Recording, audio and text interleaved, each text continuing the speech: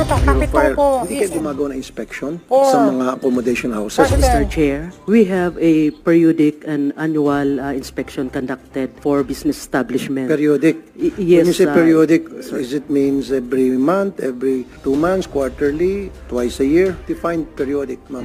For the Bureau of Fire Protection sa entire operation ng isang business, sir, we have 3 permits to be issued. Yung pre-construction, then during sa turnover of establishment for occupancy, magbibigay po kami and there will be inspection. And also every year, we will conduct inspection for fire safety operation ng business. Oh, okay. Yes. And then? Sir, then only on the part of the BFP, sir, there are conditions which limit or category. If a certain business establishment will not apply for permit in our office, then we cannot inspect them, sir, outright. Or we cannot ito ba, monitor their Secretary operation. Yusek Olalia, itong mga accommodation houses, they do not apply for permit from the LGU? They do apply, Mr. Chair. In fact, one of the requirements for the registration is to secure a valid fire safety inspection certificate. Okay.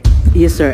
So nag-apply pala sila sa LGU? Yes, sir. There is a problem on that contention, sir. And what is Because, the problem, ma'am? yes, sir. For example, sir, if there is a business operation occupying a 5-story building, when they apply to us, sir, they would apply for business fire safety inspection certificate for their office only. Pero dapat tinatanong nyo na nasaan yung accommodation houses nyo. Ilan ang accommodation houses nyo agency? So far kasi, sir, in our citizen charter, yung requirement na yun, sir, hindi siya kasali. Meron kaming numbers of requirements to be inspected and to be complied prior to our granting of our safety inspection certificate. Pa isa po yun sa hindi po siya kasali. What's important to me is the accommodation house of each agency. Kasi doon sila naglalagay ng maraming tao. Pasensya naman, ma, let me tell you this. Kasi may mga balita ako, magaling kayo mag-inspection sa mga establishmento pagkatapos bibentahan nyo ng inyo pong fire extinguisher na rekomendado ninyo. Doon kayo kumikita. Sorry for the word, but that's the reality and I know that for a fact. This is what I want you to do. Go to all these